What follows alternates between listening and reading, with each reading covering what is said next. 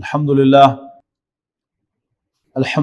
نحمدہ ونستعینہ ونستغفرہ ونؤمن بہ ونتوکل علیہ ونعوذ باللہ من شرور انفسنا ومن سیئات اعمالنا من یہدہ اللہ فلا مضل لہ ومن یضلل فلا ہادی لہ ونشہد ان لا الہ الا اللہ وحدہ لا شریک لہ ونشہد ان سیدنا محمدا عبدہ ورسولہ ارسلہ بالہدی ودین الحق لیظہرہ علی الدین کلہ وکفی باللہ شہیدا فصلی اللہ علیہ وسلم تسلیما کثیرا کثیرا اما بعد فاعوذ باللہ من الشیطان الرجیم بسم اللہ الرحمن الرحیم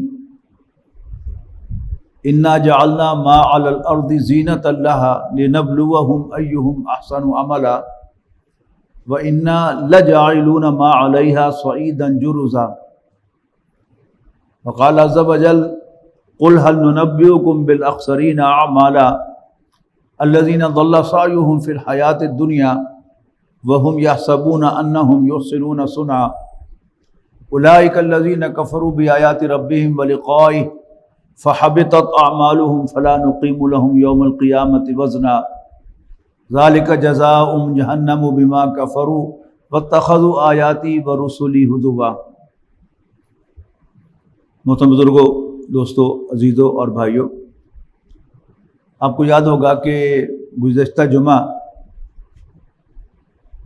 سورۃ کہف اور فتنہ دجال میں نبی اکرم صلی اللہ علیہ وسلم نے جو ایک تعلق بتایا ہے کہ اس فتنہ دجال کے تدارک میں سورۃ کہف کا بڑا اہم رول ہے، اس پر کچھ گفتگو ہوئی تھی، اور اسی کے تسلسل میں آج میں ذرا زیادہ فوکس کرنا چاہتا ہوں کہ سورۃ کہف میں وہ کیا خاص بات ہے کہ جس کو نبی اکرم صلی اللہ علیہ وسلم نے ہتھیار قرار دیا ہے فتنہ دجال کے مقابلے میں اور دجال کے مقابلے میں۔ یہ دو چیزیں جو ہیں، یہ دونوں کا ذکر قرآن مجید میں نبی اکرم صلی اللہ علیہ وسلم کی احادیث میں آیا ہے۔ ایک ہے المسیح الدجال اور دوسرا ہے فتنۃ الدجال۔ بہت سے لوگوں نے ان کو ایک ہی چیز قرار دیا ہے، لیکن ہمارے بعض محققین نے اس کو دو مختلف چیزیں قرار دیا ہے کہ المسیح الدجال تو وہ متعین شخص ہے جو المسیح ہونے کا دعویٰ کرے گا، اور وہ غیر مسلم ورلڈ کو لیڈ کرے گا مسلمانوں کے مقابلے میں۔ مسلمانوں اور غیر مسلموں کے بارے میں کولڈ وار تو 1400 سال سے جاری ہے، ایک دن کے لیے بھی بند نہیں ہوئی، لیکن ان 1400 سالوں میں وقتاً فوقتاً یہ کولڈ وار جو ہے یہ ہاٹ وار میں بھی تبدیل ہوتی رہی ہے، اور باقاعدہ جنگیں بھی ہوئی ہیں۔ اور 9/11 کے واقعے کے بعد اب یہ جنگ جو ہے وہ زیادہ نمایاں طور پر سامنے آ گئی ہے، اور مسلمانوں کو نیچا دکھانا، مسلمانوں کو ختم کرنے کی کوشش کرنا، ہمارے نظریات کے خلاف نظریات کھڑے کرنا، اور ہمارے لوگوں کے اندر گھس کر ہمارے نظریات کو انڈو کرنا، ان کی اندر سے وہ جو سارا اس کا جوس ہے وہ نکال لینا، یہ سب کام جو ہیں زیادہ تیزی سے ہوتے ہوئے نظر آ رہے ہیں، اگرچہ یہ 14 سال کے دوران بھی ہوتے رہے۔ سورہ کہف کو اگر ہم دیکھیں تو نبی اکرم صلی اللہ علیہ وسلم نے اس کی ابتدائی آیات اور اس کی آخری آیات کو خاص طور پر کہا ہے کہ اگر ان کو یاد کیا جائے، اپنے دل میں محفوظ کیا جائے اور ان کی تلاوت کی جائے تو انسان فتنہ دجال اور مسیح الدجال سے بچ سکتا ہے۔ یہ جو سورۃ کہف کے ساتھ اس کا تعلق ہے، اس کو اگر آپ ڈھونڈنا چاہیں تو پہلے اور آخری رکوع میں اگر ایک ایک آیت جو ہے وہ آپ دیکھ لیں تو آپ کو اس کا ایک خاص موضوع جو ہے وہ سمجھ میں آ جائے گا۔ پہلے رکوع میں فرمایا انا جعلنا ما علی الارض زینۃ لہا، یقیناً زمین پر جو کچھ ہے ہم نے اس کو انسانوں کے لیے بڑا پرکشش بنایا ہے۔ لِنَبْلُوَهُمْ أَيُّهُمْ أَحْسَنُ عَمَلًا، تاکہ ہم انہیں آزمائیں کہ ان میں سے اچھے عمل کرنے والا کون ہے. یعنی زمین پر سب کچھ ہمیں لبھانے والا ہے، ہمیں کھینچنے والا ہے اپنی طرف، اور اس کے ہوتے ہوئے انسان کے لیے اللہ تعالیٰ کا بندہ بننا اور پیغمبروں کے راستے پر چلنا زیادہ دشوار ہو جاتا ہے ادروائز کے مقابلے میں. اس میں جو خاص طور پر میں سمجھتا ہوں کہ ایک بات ہے کہ جس کے ذریعے سے یہ سارا کام ہوا ہے، وہ ہے مادے کی جو حیثیت ہے اس کو بہت زیادہ بڑھا چڑھا کر پیش کیا گیا ہے، اور اس کے اندر جو اللہ تعالیٰ نے محاسن رکھے ہیں ان کو بہت زیادہ ہائی لائٹ کیا گیا ہے.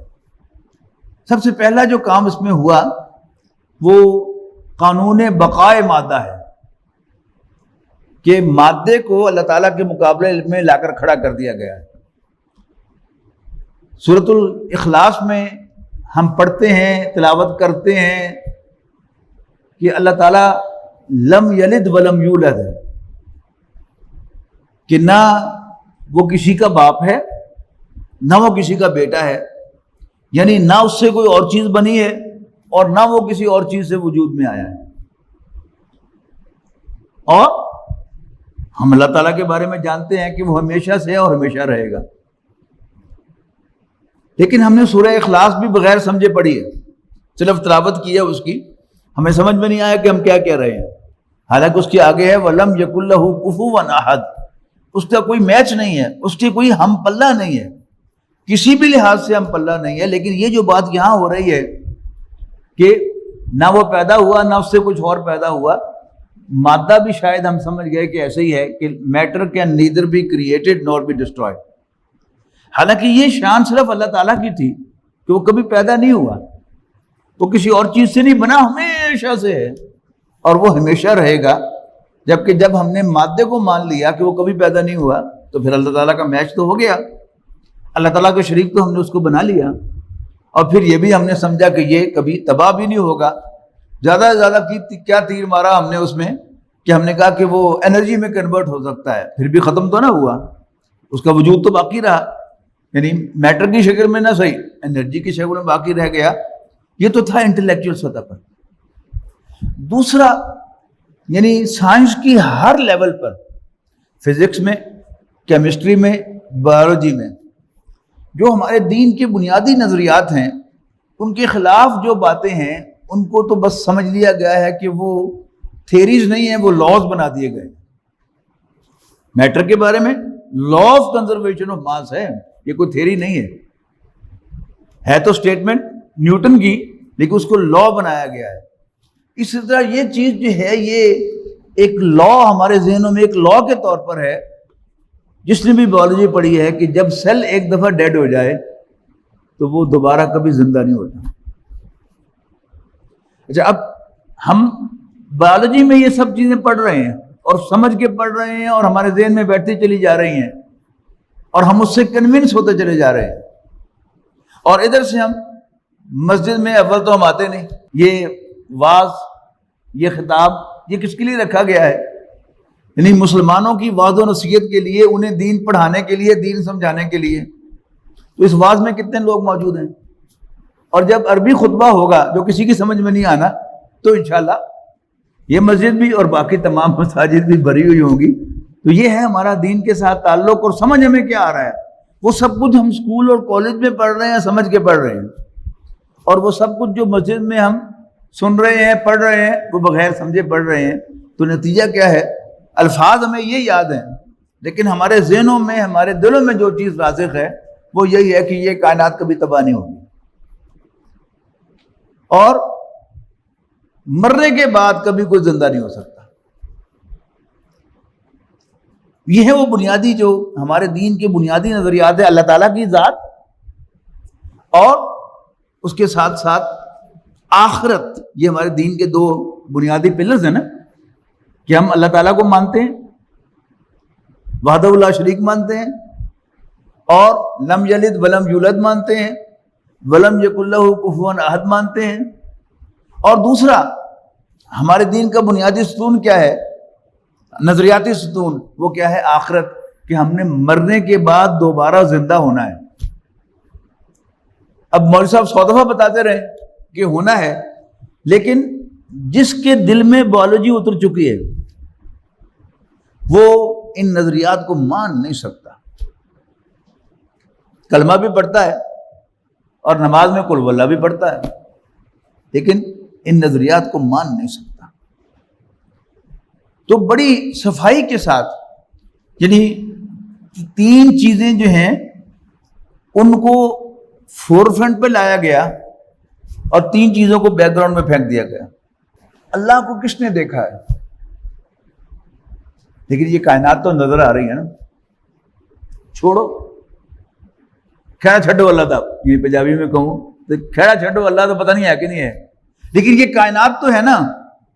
اس پر غور و فکر کرو، اس پہ اپنے راکٹ دوڑاؤ، اس کی سمندر کی گہرائیوں میں اتر کر دیکھو، اس کی زمین کے اندر دیکھو کہاں سونا پڑا ہے، کہاں تانبا پڑا ہے، کہاں پیٹرول پڑا ہے، کہاں گیس پڑی ہے. یہ کائنات. اور پھر مادہ، روح کے مقابلے میں مادہ کو لے آئے کہ انسان کی روح ہے کہ نہیں. ریلیجس لوگ کہتے ہیں کہ انسان کے اندر روح ہے لیکن نظر نہیں آتی. ہوگی شاید، لیکن تم کیوں وقت ضائع کرتے ہو ایک امیجنری چیز کے اندر جس کے بارے میں یو آر ناٹ شیور کہ وہ ہے کہ نہیں ہے.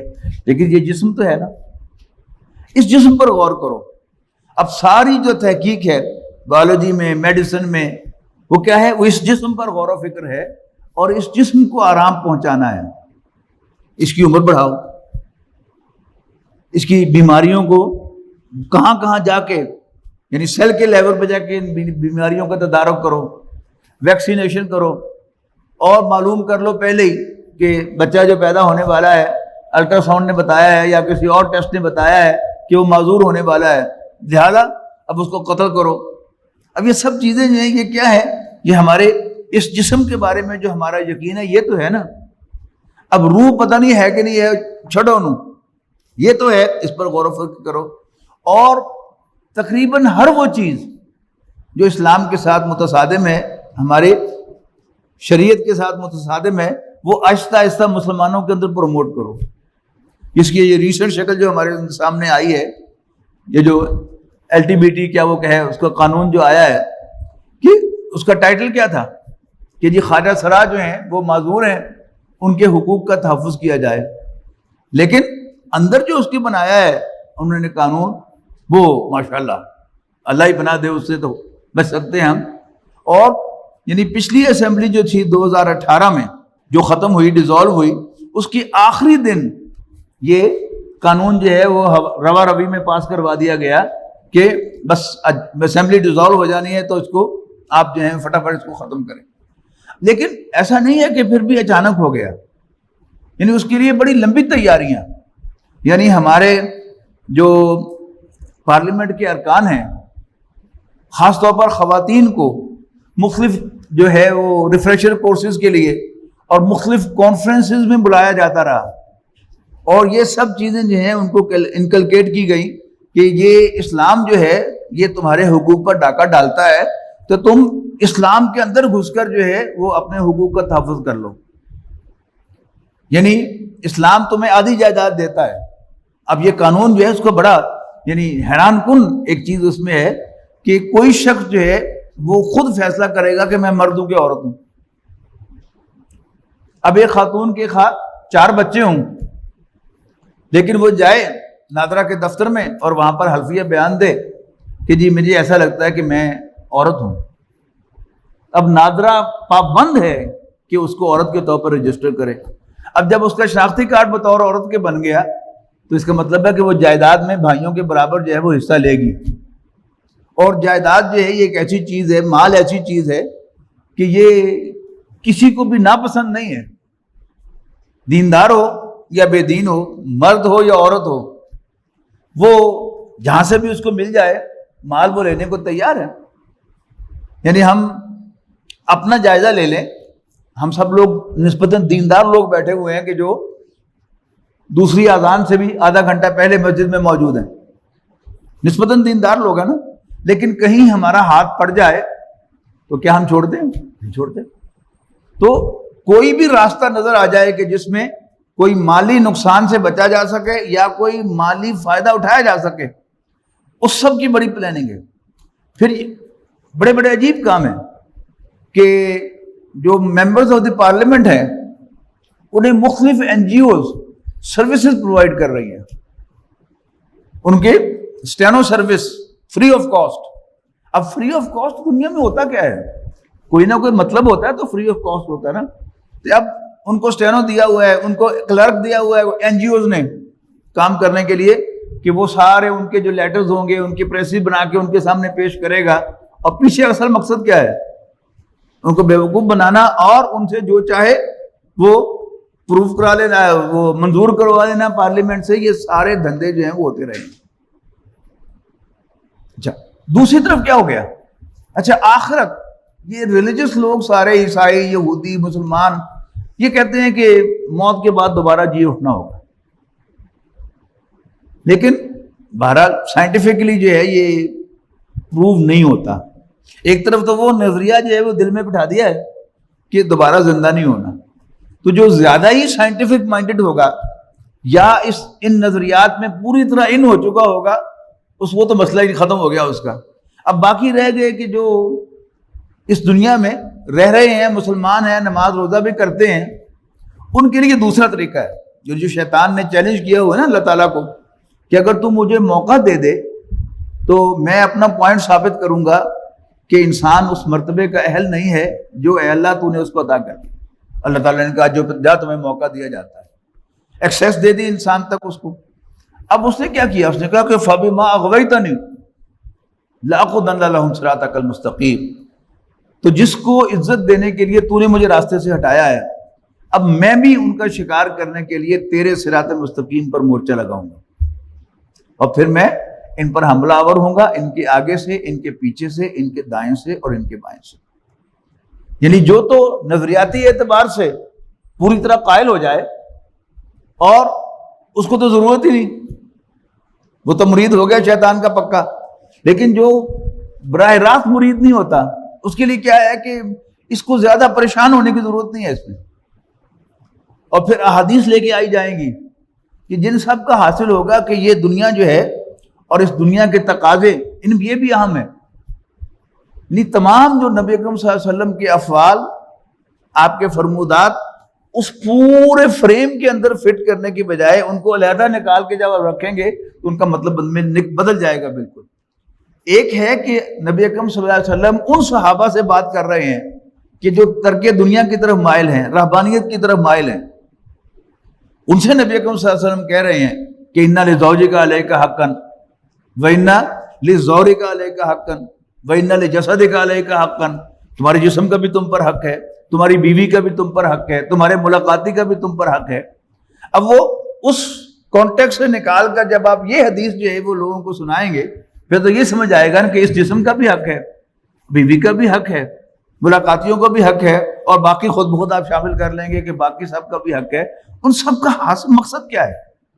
کہ وہ جو آخرت کی سوچ ہے کہ ہم نے مرنا ہے اور مر کر دوبارہ جی اٹھنا ہے، اس سے انسان کو پرے ہٹا دیا جائے، یہ بھی اس میں کامیاب ہو گئے۔ تو کوئی یہاں گر گیا، کوئی وہاں گر گیا، کوئی اور 4 قدم کر کے چل کے پھر وہاں جو ہے وہ شیطان کے ہتھے چڑھ گیا، تو اس کا چیلنج جو ہے وہ یہ ہے۔ اچھا یہی بات جو ہے پھر سورہ کہف کے آخری رکوع میں کیسے فرمائی گئی؟ قُلْ هَلْ نُنَبِّئُكُم بِالْأَخْسَرِينَ أَعْمَالًا، کیا ہم تمہیں بتائیں کہ اعمال کے لحاظ سے سب سے زیادہ گھاٹے میں رہنے والے کون لوگ ہیں؟ ورسٹ لوزرز الذین ضل سعیہم فی الحیات الدنیا، وہ لوگ کہ جن کی تمام دوڑ دھوپ دنیاوی زندگی میں گم ہو کر رہ گئی، الجھ کر رہ گئی، اور اتنے زیادہ گم ہو گئے دنیا میں کہ اب ان کے پاس وقت ہی نہیں رہا کہ وہ آخرت کے بارے میں سوچ سکے، ان کے پاس وقت ہی نہیں رہا کہ وہ آخرت کے بارے میں کچھ کر سکیں۔ تو کسی کو وہاں گرایا، کسی کو یہاں گرایا، کسی کو پھر آگے گرایا، پھر اس کو آگے گرایا، سب کے سب جو ہیں اس کے کامیاب ہیں سارے کے سارے معاملات۔ اور وہ جو مادیت ہے یعنی میٹر کا اٹل ہونا، اس میں کوئی شبہ نہیں کہ اللہ تعالیٰ نے یہ جو کائنات بنائی ہے یہ مادی اصولوں پر بنائی ہے، لیکن بنائی اللہ تعالیٰ نے، نمبر ایک۔ نمبر دو، اللہ تعالیٰ کے کنٹرول سے یہ باہر نہیں ہوئی۔ اس کو یوں مثال دیں کہ بعض لوگوں کا خیال ہے اس کائنات کے بارے میں کہ جیسے کوئی شخص جو ہے اس کے ہاتھ میں گیند ہے اور وہ یوں کر کے جب لڑکا دیتا ہے تو اس کے ہاتھ سے نکل جاتا ہے۔ یہ کائنات اللہ نے بنائی ہے، اللہ نے چلائی ہے، لیکن آج بھی اللہ ہی چلا رہا ہے، یہ اس کے کنٹرول سے باہر نہیں ہے۔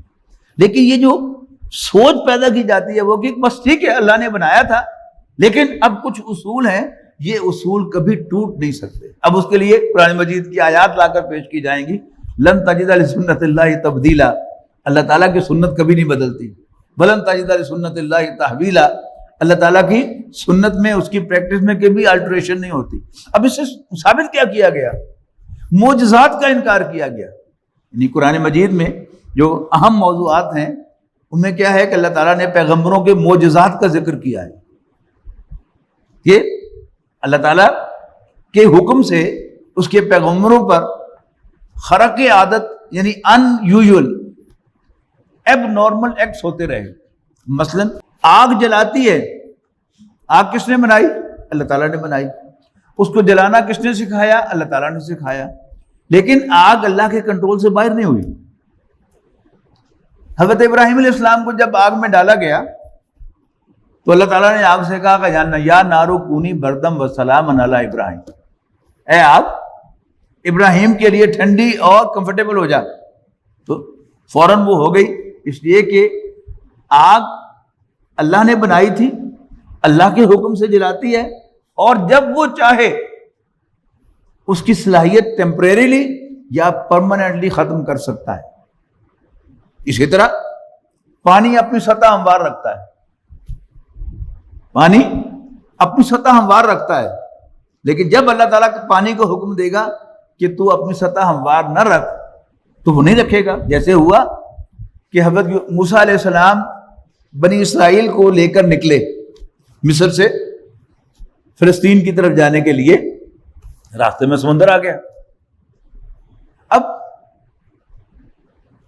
آگے سمندر تھا اور پیچھے فرعون اور اس کی فوج تھی، تو جو بنی اسرائیل کے بڑے تھے سیانے سو کال، انہوں نے موسیٰ علیہ السلام کو کوسنا شروع کر دیا، لا فی اللہ سوال، آزادی آزادی آزادی۔ چنگے پہلے بیٹھے نہیں تھا، روٹی تو کھا رہا تھا نا۔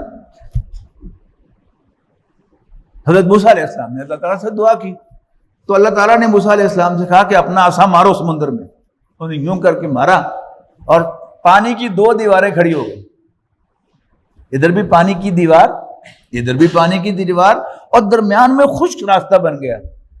حضرت موسیٰ علیہ السلام اس خشک راستے سے بنی اسرائیل کو لے کر پار ہو گئے، پیچھے پیچھے فرعون اور اس کا لشکر بھی داخل ہو گیا۔ تو بنی اسرائیل کی ٹیل باہر گئی اور پورے بنی اسرائیل جو ہے وہ سمندر کے اندر آ گئے، تو اللہ تعالیٰ نے سمندر کو واپس کہہ دیا کہ چلو، وہ چل پڑا اور وہ سب کے سب ڈوب گئے۔ اسی طرح ابابیل، سورۃ فیل میں جو کہا گیا کہ ہم نے چھوٹے چھوٹے پرندے بھیجے اور انہوں نے اوپر کینکریاں بسائیں۔ اب ہمارا جو عام میٹیریل مائنڈ ہے وہ اس کو قبول نہیں کرتا۔ اسی طرح بے شمار معجزات جن کا قرآن مجید میں ذکر ہے۔ حضرت صالح علیہ السلام سے قوم نے تقاضا کیا کہ ہم تمہیں رسول تب مانیں گے اگر اس پہاڑ میں سے ہمیں ایک اونٹنی برآمد کر کے دکھا دو جو باہر آتے ہی ایک بچے کو جنم دے دے۔ حضرت صالح علیہ السلام نے دعا فرمائی، اللہ تعالیٰ نے ایگزیکٹلی وہی کر دیا کہ ایک پتھر میں سے، ڈیڈ پتھر میں سے ایک اونٹنی برآمد ہوئی، آتے ہی اس نے بچے کو جنم دے دیا۔ تو اللہ تعالیٰ کے لیے کوئی مشکل نہیں ہے، لیکن جو ہمارا مائنڈ سیٹ میٹیریل ہوتا چلا جائے گا جو کہ ہم سب کا ہے۔ جو آدمی بھی اسکول گیا ہے اور کالج گیا ہے تو وہ مانے یا نہ مانے اس کا مائنڈ میٹیریل ہے، یعنی کہیں نہ کہیں جا کے اس کی بریک ضرور لگ جائے گی کہ وہ ماننے سے انکار کر دے گا کہ یہ ایب نارمل ایونٹ نہیں ہو سکتا یا یہ نہیں ہوا تھا۔ اچھا، اس میں کیا کیا، کیسے انہوں نے کام کیا؟ کہ نہیں ہمارے مفسرین سے یہ کام کروایا. یعنی مفسرین نے اپنی تفسیروں میں ان کی کوئی سائنٹیفک توجیہ کی اور بڑی نان سینس قسم کی توجیحات کی ہیں، لیکن ہمارا انٹلیکچوئل جو ہے جس کا مائنڈ بدل چکا ہے وہ ان کو بڑی تعریف کرتا ہے کہ واہ جی واہ کمال کرتی. مثلا یعنی اس کے ہندوستان کے اندر، انڈین سب کانٹیننٹ کے اندر اس تعویل کے بانی سر سید احمد خان ہے. No matter how sincere he was, کہ مہاراج جب انگریز یہاں پر پوری طرح قابض ہو گیا تو دو ہمارے گروہ ہو گئے. ہمارے جو آرتھوڈاکس علماء تھے انہوں نے کہا کہ نہ جی نہ، ہم نے نہ انگریزی پڑھنی ہے نہ انگریزی کلچر کو اختیار کرنا ہے، ہم نے کرسی پر نہیں بیٹھنا، ہم نے چمچ سے نہیں کھانا. یہ یہاں تک کہ ایسا بھی واقعہ ہوا، پہلے بھی شاید میں نے آپ کو سنایا تھا، کہ انگریز نے بڑی ہوشیاری کا مظاہرہ کرتے ہوئے جن علماء کو وظائف مل رہے تھے سابقہ حکمرانوں کے ذریعے ان کو وہ وظائف جاری رکھے. تو ایک عالم کے پاس منی آرڈر آیا تو ڈاکیے نے کہا کہ جی پیسے گن کے یہاں پر سائن کر دیں. انہوں نے سائن کر دیے. انہوں نے کہا تاریخ ڈال دیں. انہیں اسلامی مہینے کی تاریخ لکھی تو ڈاکیے نے کہا کہ ہوں تو انگریزی مہینے کی تاریخ لکھنی پڑنی ہے. انہوں نے کہا پیسے واپس لے جاؤ کہ میں نے انگریزی مہینے کی تاریخ نہیں لکھنی، میں نے اسلامی مہینے کی تاریخ لکھنی ہے. یعنی یہ ان کا انداز تھا. سر سید احمد خان نے مرحوم ایک نیا فکر جو ہے وہ پیش کیا کہ اب ڈی فیکٹو انگریز یہاں پر قابض ہو چکا ہے، ہم مانیں یا نہ مانیں اب وہ حاکم ہے ہمارا. اگر ہم تعلیم حاصل نہیں کریں گے تو پھر ہم صرف چپڑاسی لگ سکیں گے اس حکومت میں، ہم یہاں پر افسر نہیں بن سکتے. اچھا اب اس کے لیے کیا کیا انہوں نے؟ وہ جیسے کہتے ہیں نا کہ اسکیئر پیگ ان راؤنڈ ہول، کہ اگر یہ کوئی سوراخ جو ہے وہ گول ہے اور اس کے اندر آپ کوئی چورس چیز جو ہے وہ گھسوڑنا چاہتے ہیں تو کیا ہوگا؟ آپ کو وہ چورس کی جو نکریں ہیں وہ جھاڑنی پڑیں گی نا، ٹرم کرنی پڑے گی. تو انہوں نے کیا کیا؟ اب اسلام کو ٹرم کرنا شروع کیا اور بڑی یعنی ایسی تعویلیں کی کہ جو بالکل ان لوجیکل تھی. انہوں نے اپنی تفسیر میں لکھا کہ اصل میں یہ جو عصا مارا تھا حضرت موسیٰ علیہ السلام نے سمندر میں، وہ اصل میں وہ عصا کا کوئی اثر نہیں تھا، وہ مد و جزر کا معاملہ تھا. یہ مد و جزر آپ سمجھتے ہیں نا کہ چاند کی جب یہ 14ویں تاریخ ہوتی ہے اور چاند جو ہے اپنے فل بلوم پر ہوتا ہے تو اس وقت سمندر جو ہے وہ کافی زیادہ جو ہے وہ اچھل رہا ہوتا ہے اور ٹھاٹھے مار رہا ہوتا ہے اور کنارے پر چڑھ رہا ہوتا ہے. کراچی میں جا کے آپ دیکھ سکتے ہیں. اور حضرت موسیٰ علیہ السلام جب گزرے تو جزر کی کیفیت تھی، سمندر نیچا تھا، اور جب فرعون کا لشکر آیا تو جزر آ گیا. تو لاہور میں تنظیم اسلامی کے دفتر میں دو بھائی بیٹھے ہوئے تھے اور بحث ان کے درمیان شروع ہو گئی. ایک بھائی کہتا ہے ہمیں مولویوں نے بڑھایا ہے، اب مد و جزر کا معاملہ تھا. دوسرا کہتا چل پھر ٹکٹ تیرا میں بھرنا، کراچی جانے ہیں تو جدو سمندری جزر آیا تو لنگ کے دکھائیں ہوتے. یعنی یہ سب چیزیں جو ہیں یہ یوں کر کے کیا گیا. اس کے باوجود یعنی جو بھی ہمارا انٹلیکچوئل طبقہ، ہمارے اکثر بیوروکریٹس وہ غلام احمد پرویز کے دل دادا ہیں اور انہوں نے ایسی تعویلیں جو ہیں وہ کی ہیں. ہر چیز جو ہے انہوں نے ڈکشنری میں سے اگر 10 مطلب دیے ہوئے ہیں تو جو اپنے مرضی کا مطلب تھا وہ نکال کر انہوں نے اس کو وہاں پر لکھ دیا ہے اور اس کو ایکسپلین کیا ہے. یعنی قرآن مجید بار بار یعنی سورہ بقرہ کے پہلے ہی رکوع میں آپ نوٹ کریں کہ وہاں قلب کا ذکر ہے کہ ختم اللہ علی قلوبہم وعلی سمعہم وعلی ابصارہم غشاوہ ولہم عذاب عظیم، کہ اللہ تعالیٰ نے ان کے دلوں کو اور ان کے کانوں کو سیل کر دیا اور ان کی آنکھوں پر ایک پردہ ہے اور ان کے لیے ایک بہت بڑا عذاب ہے. اور پھر تھرو آؤٹ قرآن مجید میں آپ دیکھیں کہ لہم قلوب، یہ 3 صورتوں میں آیا ہے غالباً، سورہ انعام میں، سورہ اعراف میں اور پھر سورہ حج میں، کہ لہم قلوب لا یفقہون بہا، لہم قلوب لا یعقلون بہا، ولہم آذان لا یسمعون بہا، ولہم اعین لا یبصرون بہا. ترتیب بھی بدلی ہوئی ہے. سورہ اعراف میں وہاں یفقہون بہا کہا ہے کہ ان کے دل ہیں اس سے سمجھتے نہیں، کہیں فرمایا سوچتے نہیں، ان سے عقل حاصل نہیں کرتے، آنکھیں ہیں ان سے دیکھتے نہیں، کان ہیں ان سے سنتے نہیں. اولئک کالانعام بل ہم اضل، یہ نرے چوپائے ہیں بلکہ اس سے بھی گئے گزرے ہیں. تو جب بالکل میں نے نیا ڈینٹل پریکٹس میں آیا تھا تو فیصل آباد میں پاکستان میڈیکل ایسوسی ایشن کی بڑی پکی روایت تھی کہ ایک اینول سائنٹیفک کانفرنس کیا کرتے تھے. تو ظاہر ہے میں نے کہا جی میں بھی اس میں پیپر پڑھوں گا. تو میں نے اس میں پہلے سیشن میں ایک پیپر پڑھا, صبح کے سیشن میں جو ریگولر سیشن تھا, کہ guidance of Islam in different sciences. تو اس میں یعنی مختلف جو اس میں تھے حصے, کہ جو بیسک سائنسز ہیں اس میں قرآن مجید کی گائیڈنس اور ہے, جو اپلائیڈ سائنسز ہیں ٹیکنالوجیز ہیں ان میں گائیڈنس اور ہے, اور جو سوشل سائنسز ہیں ان میں قرآن مجید کی گائیڈنس اور ہے. جہاں تک ٹیکنالوجیز کا تعلق ہے اس میں اسلام دخل نہیں دیتا. اس میں نبی کریم صلی اللہ علیہ وسلم نے فرمایا کہ انتم عالم بامور دنیاکم, تم اپنے دنیا کے امور کو بہتر جانتے ہو, میں تمہیں تمہارا دین سکھانے کے لیے آیا ہوں. لیکن یہاں بھی جب کوئی ٹیکنالوجی دین کے شرعی حکم کے ساتھ ٹکرائے گی تو پھر اسلام اس پر بریک لگائے گا. ٹھیک ہے نا. مثلا یہ ٹیسٹ ٹیوب بیبی ہے, اس میں فقہا نے اس حد تک اجازت دے دی ہے کہ اگر شوہر ہی کا سپرم ہو اور اسی کی بیوی کے رحم کے اندر جو ہے اس کو پلانٹ کیا جائے تو پھر اجازت ہے, لیکن کسی دوسرے کا سپرم ہو اس کی بھی اجازت نہیں ہے. اور ایک نئی چیز آئی ہے کہ بالکل جو جیسے فاسٹر مدر ہوتی ہے دودھ پلانے والی, ایسے ہی دونوں میاں بیوی فرٹیلائزیشن انہیں کی ہو, لیکن اگر عورت کے اندر اس کے رحم میں طاقت نہیں ہے کہ وہ کسی بچے کو پال سکے, اندر بنا سکے, تو پھر کسی اور عورت کے اندر اس کو پلانٹ کیا جائے. تو پچھلے دنوں مجھے کسی نے پوچھا, تو پہلے میرے مفتی آصف ریاض صاحب سے پوچھا, تو انہوں نے کہا کہ نہیں, اس میں بہت سارے مسائل جو ہے پیدا ہوتے ہیں, کہ صرف سپرم اووم تو نہیں ہے کہ جو ایک بچے کو بناتے ہیں, خون سارا جو ہے وہ اس کو مل رہا ہے, اور ساری جو بھی چیزیں ہیں وہ تو اس ماں سے جس کے رحم کے اندر وہ رکھا ہوا ہوگا, لہذا اس کی اجازت جو ہے نہیں دیتے علماء. تو یعنی دین جو ہے جہاں دین کے حکم کو چیلنج کیا جائے گا, اس کو نفی کی جائے گی, تو اس پر آئے گا بیچ میں. لیکن ویسے ٹیکنالوجیز کی اجازت ہے, اگر کوئی دین کا حکم نہیں ٹوٹ رہا تو آپ ٹیکنالوجی سے فائدہ اٹھا سکتے ہیں. اور یہ ہوا بھی کس طرح تھا کہ نبی اکرم صلی اللہ علیہ وسلم جب مدینہ منورہ ہجرت کر کے آئے تو مدینہ کے لوگ جو ہیں وہ کھجوروں کے باغ تھے. آج بھی دنیا میں سب سے زیادہ کھجوریں مدینہ منورہ ہی میں اگتی ہیں. تو وہ تعبیر نخل کیا کرتے تھے, عربی میں الفاظ ہیں تعبیر النخل. اب اس میں مختلف لوگوں نے, کسی نے کہا کہ یہ پیوند کاری تھی, زیادہ خیال یہ ہے کہ آرٹیفیشل کراس پولینیشن تھی جس کو وہ کیا کرتے تھے. یعنی جیسے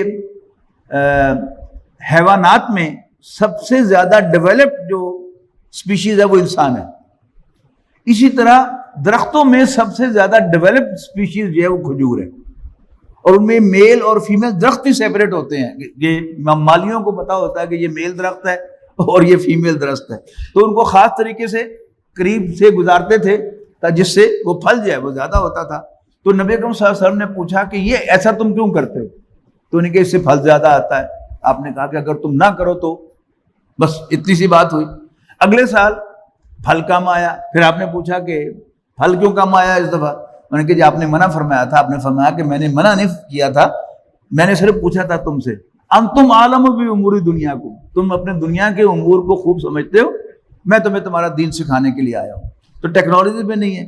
جو تیسری شکل ہے سوشل سائنسز کی, اس میں جو اسلام کی رہنمائی ہے وہ ڈائریکٹ ہے. یعنی ساری سوشل سائنسز جو ہیں وہ اسلام سے ٹکرائیں گی. ہمارے فیملی لاز وہ ٹکرائیں گے رومن لاز کے ساتھ, ہمارے جو فوجداری قوانین ہیں وہ ٹکرائیں گے رومن لا کے ساتھ, اور اسی طرح ہماری جو دینی نظریاتی تعلیم ہے یہ ٹکرائے گی ان کے ساتھ. لہذا یہاں اس میں اسلام کی رہنمائی ڈائریکٹ ہوگی. اچھا, اس کا ایک بڑا دلچسپ آپ کو میں فرق بتاتا ہوں کہ ہمارے ہاں تعلیمی اداروں میں آج سے 25-30 سال پہلے تک کی بات میں کر رہا ہوں کہ دو تنظیمیں تھیں جو طلباء کے اندر کام کرتی تھی یونیورسٹیز میں اور پروفیشنل کالجز میں. ایک تبلیغی جماعت تھی اور ایک اسلامی جمعیت طلباء تھی. اچھا, اب تبلیغی جماعت جو ہے اس کا اثر و رسوخ جو سائنٹیفک یونیورسٹیز ہیں ان میں زیادہ تھا, ایگریکلچر یونیورسٹی میں, انجینئرنگ یونیورسٹی لاہور میں, اور میڈیکل کالجز میں یہ تبلیغی جماعت جو ہے اس کی ایکٹیویٹی زیادہ تھی. لیکن جو سوشل سائنسز والی یونیورسٹی ہیں, پنجاب یونیورسٹی ہے, کراچی یونیورسٹی ہے, اسلام آباد یونیورسٹی ہے, اس میں کیا تھا جمعیت کا رول زیادہ تھا. کیوں؟ ہمارے جو سائنسی مضامین ہیں یہ دین کے ساتھ براہ راست نہیں ٹکراتے. یعنی کوئی جو بہت زیادہ سمجھدار ہوگا وہ فیل کرے گا کہ وہ یہ چیز جو ہے، جیسے میں نے آج آپ کو توجہ دلائی، بعض لوگوں کے لیے بالکل نئی بات ہوگی کہ law of conservation of mass جو تھا، جو ہے یہ اللہ تعالیٰ کے ساتھ جو ہے وہ شریک بنانے والی بات ہے مادے کو. پہلے آپ کے ذہن میں نہیں تھا، حالانکہ سب نے پڑھا ہوا ہے. لہذا اکثر چیزیں جو ہیں وہ نہیں ٹکراتی. لہذا انہوں نے ضرورت بھی محسوس نہیں کی، اور اتنے ذہین وہ سب کے سب نہیں تھے کہ وہ سمجھتے کہ یہ بھی اسلام کے خلاف ہے، یہ بھی اسلام کے خلاف ہے، یہ بھی اسلام کے خلاف ہے. لہذا وہ دین میں ایکٹیو ہو گئے اور تبلیغی جماعت میں انہوں نے کام کرنا شروع کر دیا. ویئرز جو سوشل سائنسز کی یونیورسٹیز ہیں ان میں کیا تھا کہ تمام کے تمام نظریات وہ اسلام سے ٹکراتے ہیں، اور اگر اسلام کی کوئی ایسی توجیہ نہ ان کے سامنے پیش کی جائے کہ جو انہیں کنونس کرے کہ اسلام ایک بیٹر نظام حیات ہے، تو وہ پھر اسلام کی طرف آنے والے نہیں ہیں. بہرحال مولانا مودودی مرحوم نے، آپ کو کہیں کہیں ان سے اختلاف بھی ہوگا، کسی کو کم ہوگا، کسی سے زیادہ ہوگا، لیکن بہرحال انہوں نے ایک بہت بڑا کام کیا کہ انہوں نے یعنی اس ہائر سطح پر تعلیم کے اعتبار سے، یعنی جو گریجویٹس ہیں اس نظام تعلیم کے اور پوسٹ گریجویٹس ہیں اور پی ایچ ڈیز ہیں، ان کے سامنے دین جو ہے ان کے الفاظ میں، ان کے محاورے میں پیش کیا. لہذا وہ کنونس ہوئے. لہذا ایسے اداروں میں، ایسی یونیورسٹیز میں یہ اسلامی جمعیت طلباء کا اثر و رسوخ زیادہ ہوا. اور یہی لوگ جو ہیں پھر جب آئے آگے تعلیم کے بعد پریکٹیکل لائف میں، سوشل سائنسز جو ہیں وہ چونکہ آفیسرز پروڈیوس کرتی تھیں. سی ایس ایس والے سارے جو ہیں موسٹلی وہ انگلش لٹریچر کے پوسٹ گریجویٹ ہیں، ایم اے انگلش لٹریچر میں ہیں موسٹلی، یا وہ کسی دوسری جو سوشل سائنسز ہیں ان کے اندر ان کے پاس ماسٹرز ہیں، یا لا کے اندر وہ ڈگری رکھتے ہیں. جبکہ بہت کم آپ کو ملیں گے کوئی ایم ایس سی کیمسٹری یا کوئی ایم ایس سی فزکس یا کوئی ایم ایس سی بایولوجی، وہ آپ کو بہت کم ملے گا کہ وہ سی ایس ایس ہو. اس کا نتیجہ کیا نکلا کہ پروفیشنز کے اندر تو پھر بھی، یعنی جو ٹیکنیکل پروفیشنز تھے، ڈاکٹرز تھے، انجینئرز تھے اور بیسک سائنسز کے تھے لوگ تھے، وہ تو آپ کو تبلیغی جماعت کے اندر ایکٹیو نظر آئے، دیندار نظر آئے. لیکن یہ جو طبقہ تھا ہمارا، جو آفیسرز کلاس تھی ہماری، یہ ساری کی ساری جو ہے یہ بہہ گئی. اور ان میں سے اکثریت وہ اللہ کو نہیں مانتی. میں آپ کو بتا دوں، وہ آخرت کو نہیں مانتی. وہ نبی اکرم صلی اللہ علیہ وسلم کو ایک گریٹ مین تو مانتی ہے، اللہ کا رسول نہیں مانتی. میں آپ سے کہہ رہا ہوں آج بڑے کانفیڈنس کے ساتھ اور پوری ذمہ داری کے ساتھ کہہ رہا ہوں.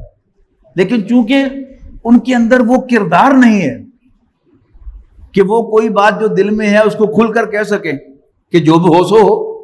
یعنی حق گوئی کا تقاضا تو یہ ہے نا کہ پھر جو بھی ہمارے ساتھ ہو معاملہ، ہمیں سروس سے نکال دیا جائے یا ہمیں قتل کر دیا جائے یا ہمارے خلاف کوئی جلوس نکلے، یہ سب وہ کہنے کے لیے تیار نہیں ہے.